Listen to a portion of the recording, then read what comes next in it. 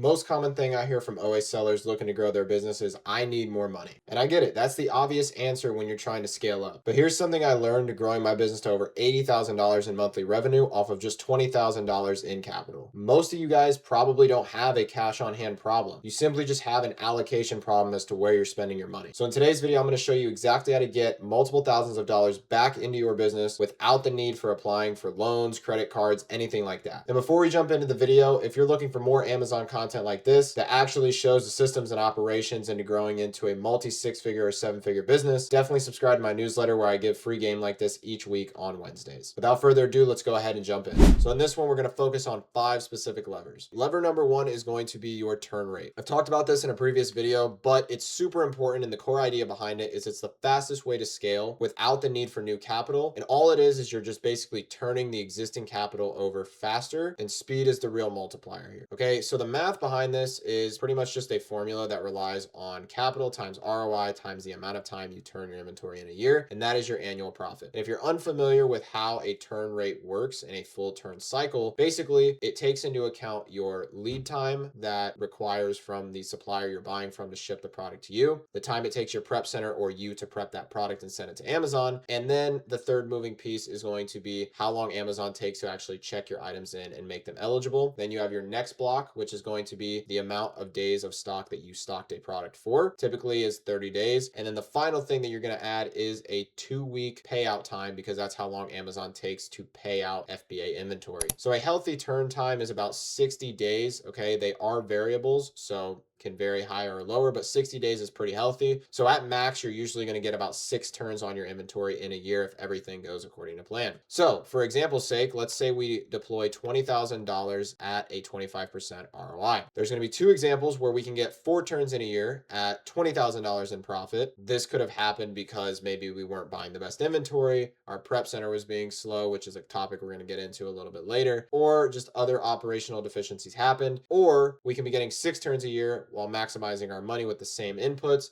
and making $30,000 in profit. Again, from buying better inventory, having better systems in place to handle more growth. Okay, we are using the same capital with $10,000 more in profit. Okay, so the lesson here is that it's not about how much money you have, it's really how fast you can cycle through your profitable inventory. And that's going to lead me into our next topic of discussion here, which is going to be operational deficiencies as the second lever. All right, and specifically, I hinted at it earlier, I want to talk about prep center turnaround or self-prep warehousing turnaround. And if you're unfamiliar with what turnaround specifically means, it's basically the time it takes from when your inventory is delivered to a warehouse location to the time it is fully prepped on the truck and out to Amazon. This is one of the biggest hidden bottlenecks in everyone's business that honestly not a lot of people talk about. Every extra day in the cycle is inventory not live on Amazon. This had cost me over $500,000 in 2025, and I'm going to break down exactly how that happened. And the equation behind this is how many shipments you send out in a year times the amount of gap days that is caused by your prep center, right? So when they're doing really good, really bad, average, those are the gap days. And that equals the amount of days that you are out of stock on that inventory, okay? Then you're taking your days out of stock and you're multiplying it by your daily revenue,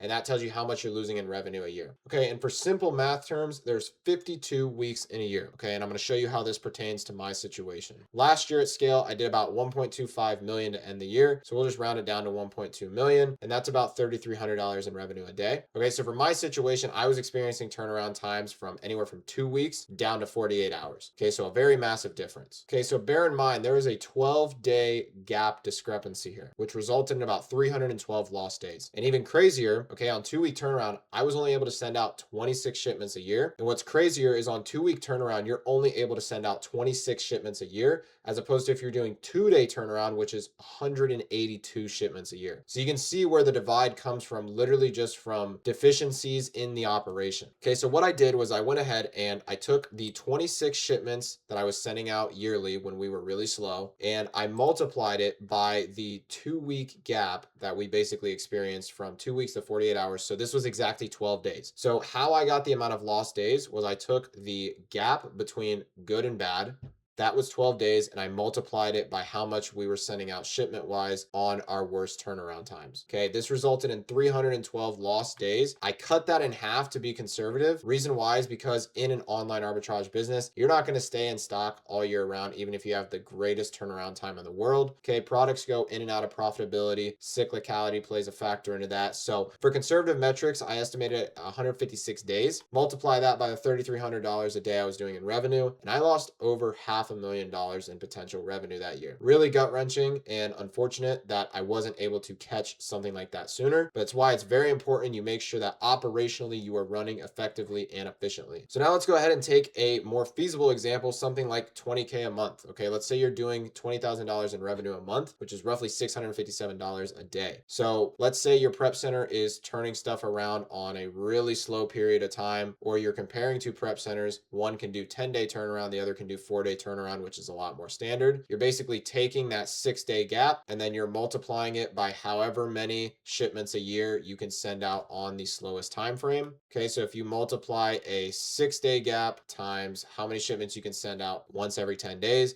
that's going to give you about 222 lost days of stock. Again, cut that in half to be conservative, but also a bit realistic, right? To account for any stockouts like normal. So that's going to be 111 days times the revenue that you're doing daily, which is 657, and you're still losing $73,000 in revenue. Okay, very sizable, even at $20,000 a month in revenue. All right, now my rule of thumb when it comes to what is an acceptable turnaround time, because anyone who promises you 24-hour turnaround either has to be an extremely small warehouse to work with, or you have to be doing it yourself. So when working with 3PLs like a prep center, I think anywhere from 4 to 5 day turnaround is perfectly acceptable, or 1 to 2 sizable shipments a week. If they're getting that out, then you're going to be okay. But this all varies on your volume and how frequently you're buying inventory. Okay, you can't expect a prep center to send your inventory out a couple times a week if you're only buying in certain waves and seasons. That just doesn't work that way. And the more consistent you are with them, the more consistent they should be with you, and the energy should be reciprocated back fairly. Okay, so I cannot stress this enough. This is just an example of one operational deficiency, but there might be more, like how fast it takes you to finish a purchase, and specifically a purchase order for something that you have to place a lot of orders on, right? Maybe you got to cut some suppliers that are taking forever, like with lead times because they're back ordered. Just random stuff like that that operationally slows you down. But this was a great example of that. So definitely make sure your operational deficiencies are in check before you start looking for more money. And a quick side note about the example I just gave you guys on how I lost over $500,000 in 2024. This was pulled right from my email newsletter that I run once a week on Wednesdays. So if you want more cool stuff like that in the newsletter, definitely feel free to subscribe to that. Okay, back to the video. All right, so the third lever we're going to be pulling is going to be profit compounding equation. All right, so if you are in growth mode, it's a very simple thing. Pulling profit is extremely expensive. Don't pull profit if you're trying to grow your business. That's just why. That doesn't make any sense. You want to reinvest your compounds with your base. Withdrawing it flattens it. You're just not going to be able to grow your money as much if you're taking more out of the business, because we run an inventory-based business here. Okay, you've got to spend money to make money, and the equation is very simple on this. It's just going to be your capital times 1 for 100% plus ROI times 25%, and that's going to be to the power of how many turns you're able to produce in a year, and that is going to be your compounded value. So wrote a simple example for you guys down below to understand the value in this in keeping your money in your own business. Okay, so $10,000 at a 25% ROI, and you multiply that by 5 turns a year, pretty average, but also very healthy, over, again, the course of a year. If you withdraw your profit that you're making every single month, monthly, okay, you're going to end the year at about $22,500 in profit, which is good, but it could be a lot more than that if you just kept it in and compounded the investment. That is about an $8,000 discrepancy because you decided to pull profit out instead of just reinvesting it back in, letting it compound with your existing capital, and ultimately allowing you to have more buying power as the year went on. Okay, and what's crazy is that you got 64% more output within the same time frame, same capital constraints, and also buying probably the exact same inventory. Okay, so my rule of thumb is that you have to first have realistic expectations. Okay, you shouldn't be pulling profit out if you're trying to grow your business, because the way you grow an inventory-based business is through more inventory. Okay, you get paid to sell more inventory. So if you're in that growth phase, or if you're in the phase where pulling money out of the business is going to halt growth, keep the money invested, be patient, because the dividends will pay out, and it'll pay out a lot faster than you even expect because these type of compounding interest formulas really take off the more you invest into them. But I also think that withdrawing your money is of course smart for personal financial obligations. So if you aren't growing, if you have no plans to grow, or if you're in the position where you can grow and also take money for yourself, that's a great time to start withdrawing your money. From my personal experience, I have a lot of money invested actively into my business because I'm trying to get to 3 million this year. Had I not want to do that though, I'd probably be taking more profits for myself because I'm at the point now to where I can fund most of the inventory that I'm buying since I've scaled up and gotten to that point through just patience and doing this stuff for a long period of time. Okay, a very underrated lever that we're going to talk about and something I want to make a quick disclaimer on is going to be credit card floating. Now, I am not advising you to float credit cards if you don't understand your credit card. Definitely do some research on your own credit card, but for my business, for the cards that I have,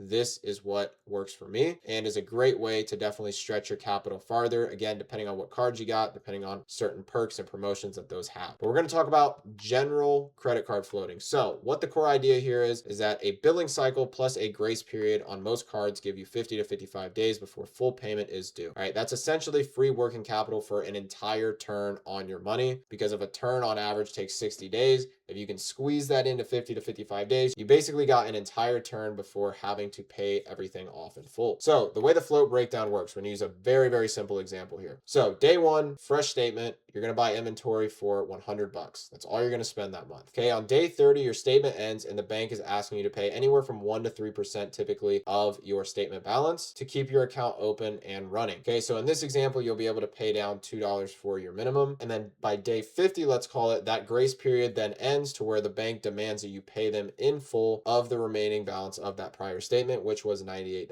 Okay, and this is all 0% interest regardless if you have an intro APR offer or not. You are able to leverage the bank's capital for an entire sourcing cycle. All right, now the rule here is that this is supposed to be treated as a float, not a fallback. Okay, so if you carry balances past the grace period, you will incur interest. All right, so make sure that you have reliable income coming in. Make sure you've been doing this stuff for a while. I'd assume you have if you're watching a video like this. Okay, but make sure that you're in a stable position to actually be able to pay your card off because floating definitely can get risky if finances are tight or something unexpected happens. So again, ensure those consistent payouts, make the billing cycle work for you, and everything will be all good. Okay, and in case you guys want some more clarification on this, here is a Google search I just ran exactly for this video. So as we can see, most credit cards do allow you to float a balance for roughly 30 to 55 days interest-free, provided you pay the balance in full by the due date. Okay, this is achieved by making purchases immediately after a statement closes, combining the 30-day billing cycle with a 25-day grace period. Okay, you must pay that previous balance in full to benefit from your grace period. Timing is key. Purchases made right after a statement closes the day after offer the maximum float time, while purchases right before it closes the offer minimum. And again, just like the risks I stated here, riding that float using new income to pay for old expenses could eventually lead to a cycle of debt if you cannot pay the full balance. Hence why I said make sure you got those consistent payouts before relying on a float. Okay, if you need to do more research on this, definitely use some search engines and do your own research depending on what credit cards you have. I am not a financial advisor, but I'm just telling you what I am allowed to do in my own business based on my position. All right, and the last point we're going to cover in this video is going to be leakage recovery. So leakage recovery, there's two main areas of this. First concept is going to be dead inventory. So this is stuff that's sitting in FBA, not selling through quick enough, collecting storage fees and causing opportunity cost to redeploy capital into better inventory. All right, so my personal belief is I don't hold anything unless I have a very strong reason for why, because holding product is opportunity cost that you could be putting into other products that have better return on investment, better turn rate, and ultimately are going to make your money compound higher and faster. So getting rid of dead inventory is a great way to recover some extra capital for your business because you probably forgot that it was even there, or you've been sitting on something too long, and sometimes it's better to break even or take a minor loss and just move on, get that money back, put it into something better. So next thing is going to be unused gift cards. So this is the easiest money to forget about once you start collecting those really small increments like $5, $10, $20 partially used cards. I would use these ASAP because we're buying gift cards all the time. It's super easy to forget that like, oh, I have a remaining balance of like $10.25 on this gift card from Sephora or something. So make sure that you're using them. I prefer to use them on profitable inventory if possible, but if not, I'll even buy stuff that's break even that sells quick just to get my money back. Or you can liquidate and sell on sites like Card Cash who take a percentage of the sale and you get to keep majority of your earnings. Okay, you're going to lose a little bit of money there, but it's a great way to get that money back instantly if you need it, especially if you're in a spend heavy time like Q4 or something like that. All right, and that's going to be all of the ways that I think about getting more capital without accessing any sort of loans, more credit cards in my business. This is the type of high level information that I like to take a look at in my own operation. And my purpose for making content like this is to help other people who are looking to build and scale their online arbitrage businesses as real businesses instead of just more YouTube make money online side hustles. So again, my newsletter is linked in the description below if you want to go ahead and check that out. It has more high level stuff just like this video. And with all that out of the way, I will see you guys in the next video. Peace out.